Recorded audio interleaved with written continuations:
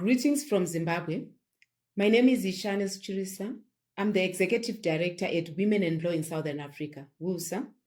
We are a women's rights organization operating and practicing in Zimbabwe. We are also an active partner of UNTF. Today, I would have loved to participate in person at CSW70, but unfortunately, I was unable to travel due to visa constraints.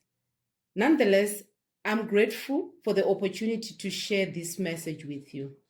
As we gather today under the priority theme of CSW70, we must confront the difficult truth. Global commitments to improving access to justice are yet to translate into lived realities for many women and girls. In Zimbabwe, as in many parts of the world, violence against women and girls continues to rise, not only in terms of number, but in terms of brutality. Yet for most survivors, justice remains out of reach.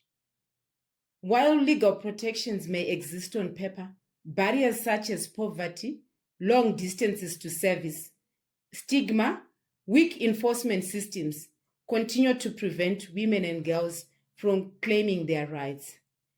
At WLSA, we see these realities every day. We have been supporting survivors in rural communities who must travel long distances to report abuse. We have also trained community-based paralegals so that women and girls can access basic legal guidance within their villages. We have equally engaged traditional leaders to align customary practices with constitutional protections, our goal being very simple but critical: to ensure that rights guaranteed in law become a reality for women and girls. Today, as I speak from a place of urgency, driven by two major concerns. The first one being the rising cases of violence against women and girls, many of whom continue to be denied access to justice due to multiple structural barriers.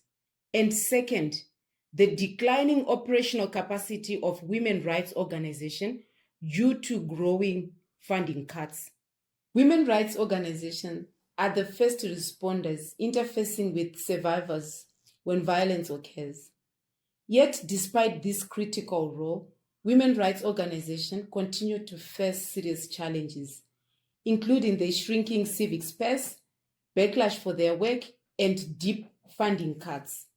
Where funding has been available, it has become very short-term and project-based. However, access to justice work cannot be sustained on a fragmented and predictable funding cycle pattern. Access to justice can never be a one-year intervention.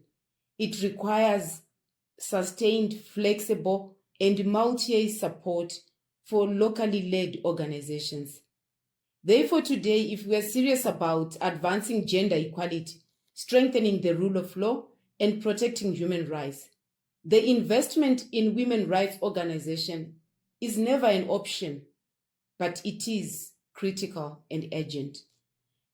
As you deliberate at the CSW70, I would love to urge you to make access to justice a global financing priority, backed by predictable, long-term investment in women's rights organizations.